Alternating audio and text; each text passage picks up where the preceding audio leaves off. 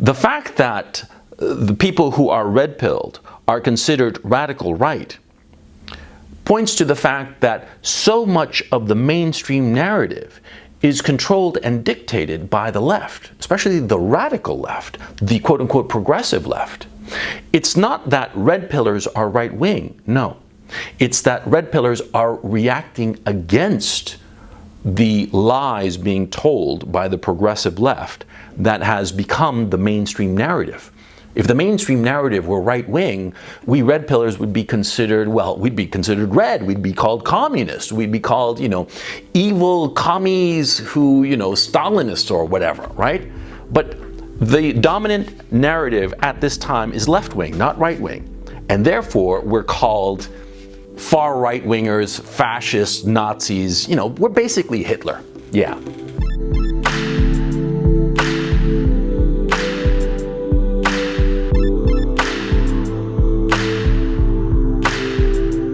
Every so often, you should re-examine the things that you believe in. Oh yeah, I mean, not like every day, that's just a waste of time, right? But, every, 6 months, a year, however long, you should re-examine what you're doing. You should re-examine your central tenets. You should re-examine them and be scrupulous about it. And really look at them and you bring all of the critiques that you can against the things that you believe, because that's the only way to know the truth, right? And that's why I'm doing this video about what it is to be red-pilled. Now, the red pill is a metaphor that originated with the movie The Matrix in 1999. In the movie, the main character basically has the opportunity to continue living in a dreamlike existence that is not true to reality if he takes the blue pill. But if he takes the red pill, he will see reality as it truly is. He will discover the truth, the objective truth. And he will understand that he has been controlled by forces beyond his power that have been, just manipulating him to believe certain things that are just not true. That's where the metaphor came from. And it's a very powerful metaphor because it explains a lot about the contemporary society and the mainstream paradigm. Yeah. That mainstream narrative has been diverging from reality for quite some time. I mean, over the last few decades, and especially over the last 10 years or so, we've been noticing this divergence between what the mainstream is saying is true and what we are perceiving to be true. And so the metaphor from The Matrix is used to express when a person realizes that the mainstream narrative, the mainstream paradigm, what is being told to you and to most people in the Western democracies is just not true. It's not an ideology. It's not right-wing versus left-wing. No. That is what the mainstream is actually trying to sell you. They're trying to say that those people who are quote-unquote red-pilled are radicals. Yeah, they're radicals. And if you think about it, it's kind of funny because, see, the whole idea of being red-pilled is to look at the truth, the truth warts and all, the truth without any kind of filter, without any kind of rose-tinted glasses. And so if you think about it, it is radical because it's the radicalism of looking at the truth in the face. I myself became red-pilled quite young. When I was, I want to say like 16, 17, I was living in Chile during the Pinochet dictatorship. And at that time, of course, there was no internet. There was no, easy communication to see what was happening on the other side of the world, right? You were sort of like reduced to Time and Newsweek, Time magazine and Newsweek magazine, right? They would report on everything going on. I mean, remember, this was in 1985, right? There was no CNN, there was no cable news, none of this stuff, right? And so you depended on these international news magazines to inform you about what was going on in the world. And at my home, we had a subscription to it. And I remember that one week, the Time magazine arrived, and we started reading it. I started reading it, and there was a full-page article about Chile. And it was talking about Chile. But here was the funny thing, see, it was totally wrong. Remember, this was 1985, in the middle of the Pinochet dictatorship. The Pinochet dictatorship was being shit upon by everybody else in the rest of the world. And I was right in the middle of it. And at that time, I was against the Pinochet dictatorship for no other reason than because at the time I thought, democracy good, dictatorship bad. I had no kind of political nuance or didn't understand the political evolution that had led to the Pinochet dictatorship. But be that as it may. The Time magazine arrived. I read this full-page article on Chile, and I could count in every paragraph there was a serious mistake. A serious mistake, or a serious omission, or a twisting of the truth. There was like a kernel of truth, and it had been twisted around, and was not reporting accurately on what was going on in Chile. The article alleged that, the Pinochet dictatorship was about to fall over, that there was, civil unrest and all the rest of it, and all kinds of stuff that was just not true. It wasn't true because I was here, or there rather. I could see it around me that what Time magazine was reporting was simply not accurate. And this led me down a rabbit hole because at the time, this was in the mid-'80s, there was a lot of noise about South Africa. And I started wondering to myself if whether the news being reported about South Africa was as equally incorrect. And I started researching, as it were, South Africa in my very limited way, actually reading history of South Africa. And I started to realize that what the mainstream was telling me about South Africa was not correct.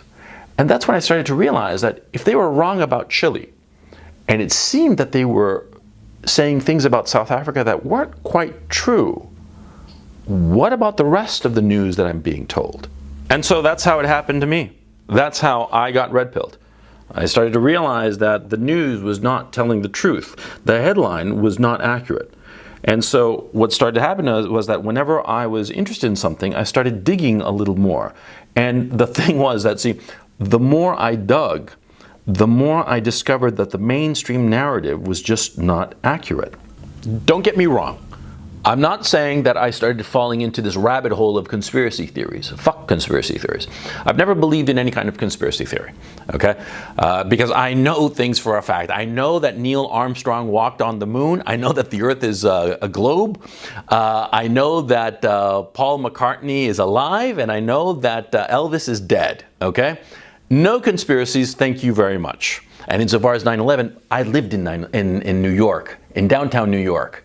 So I know that it is impossible for that to have been like a false flag or a controlled demolition. Screw that. But anyway, what I'm trying to say is that, the red pill is not about falling for conspiracy theories.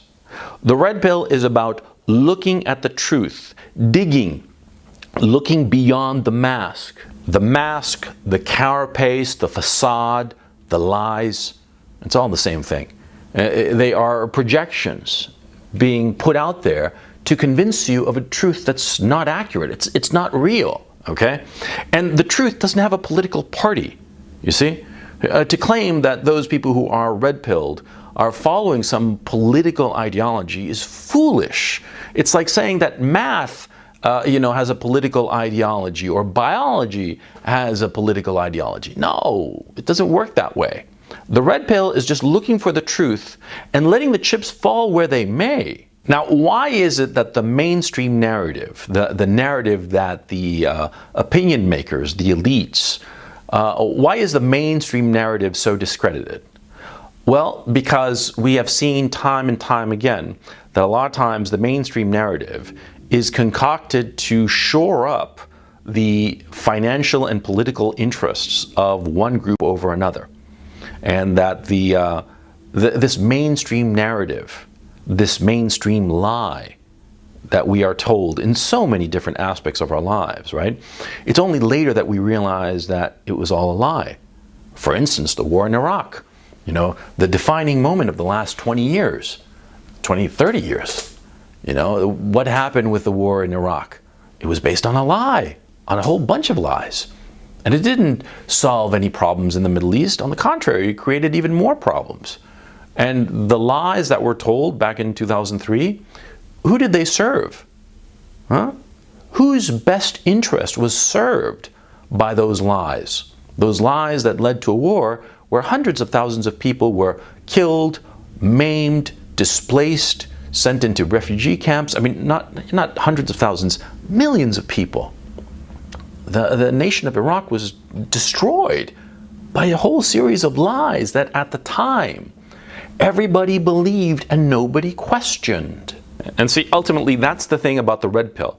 The red pill is not an ideology. The red pill is simply a mode of inquiry. It is asking questions, the right questions. Asking who benefits, cui bono. Asking why is this being spread around, this lie being spread around? Whose interests are benefiting from this? And the thing is, see, when you start looking at the world that way, in a skeptical manner, in a way where you're trying to understand the answers to problems and trying to understand the real motivation of people who are telling lies and lies that are demonstrable lies, well, when you start acting that way, you start undermining the power and influence of elite power structures. That's what happens, you see? See, because if an elite power structure is telling lies, if the people in the elites, in the people who are opinion makers, are spreading a narrative that does not conform to reality, and you start to question that, well, they react. They react very negatively. They react sometimes violently. And the thing is, and the dangerous part is that, see, these people have the power of the state to enforce their lies. And the more truth we point out, the more we undermine their authority, the more likely they will use force and censorship to silence anybody who dissents. And so that's why we're starting to see sort of like a dividing of the waters, if you will. There are those who, fully believe in the mainstream narrative. And then on the other hand, you have those people who are red pillars, who believe in the truth and let the chips fall where they may. It seems to me that as this gap widens, as those people who promulgate the mainstream narrative start distancing themselves more and more from reality, their reaction to those speaking the truth, to people such as myself, is going to be more and more extreme. And we're already starting to see it. We see people like Alex Jones. And Alex Jones is a buffoon, but every once in a while the buffoon tells the truth now, doesn't he? And that was the whole point of having a court jester. Alex Jones was a court jester, a buffoon, and most of the things that he said were silly and ridiculous, but every once in a while he would say something that was really goddamn true, and it freaked people out. And that's why he was silenced. And now that they've silenced Alex Jones, they're coming for other names. They're coming for Stefan Molyneux. They're coming for Dave Rubin. And these are middle-of-the-road people. These people are not extremists. They're not, advocating violence of any sort whatsoever. In any normal society, they'd be sort of like, dismissed as boring milquetoast centrists. And yet they're the ones who are next on the hit list of the mainstream narrative, of those pushing the mainstream narrative. You see? Because even these centrists, even these very milquetoast and very polite people who don't want to step on anybody's toes, even they are becoming an enemy of the mainstream narrative, because the mainstream narrative is separating itself more and more, distancing itself more and more from reality. It's becoming insane. I recently saw a video of some guy who called people who are red-pilled, call him the garbage fucking red pill movement. This scene, which completely subverts the classic chosen one hero narrative by revealing that he's just a product of the system he thinks he's fighting against, is, in my opinion, the most important part of the sequels. It's also a great rebuke to that stupid fucking garbage red pill movement. So while we're going to... This is a guy who totally buys into the mainstream narrative. He totally buys it, okay? And he can't afford to question it, because his entire psychic disposition depends on him believing the mainstream narrative, quote unquote the mainstream narrative, because of course it's not mainstream. It's a narrative of a small minority that has managed to convince the majority of the people that it's true, right? And this guy who dismissed, the garbage fucking red pill movement, right? If he were face to face with the truth, he'd probably have a nervous breakdown. Face to face with the truth of so many things, so many hobby horses that he holds very, very dear. See? He can't afford to examine them. And see, this is the advantage of those people who are red-pilled. And this is why the red pill matters. And this is why I'm doing this video. You see, because we can examine the things that we believe in. We can examine them. And if we're wrong, we're wrong. You know, we're wrong and we discard the idea and that's that. And we move on, right?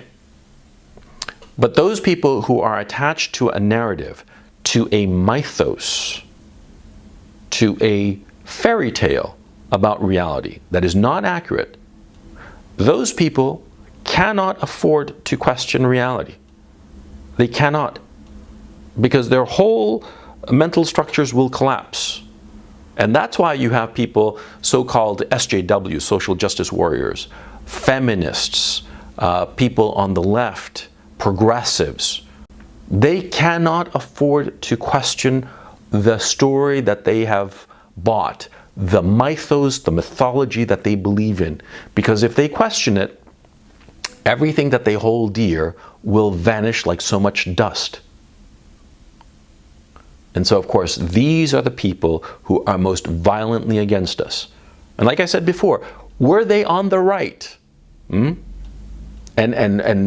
promulgating all kinds of extreme right-wing ideologies, we red pillars would be considered communists. We'd be called communists, Stalinists, whatever, right? Yeah. You see, because the red pill, like I say, we're not right-wing, we're not left-wing. We just go where the truth is.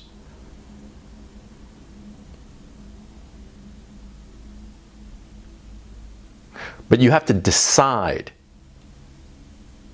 to go after the truth.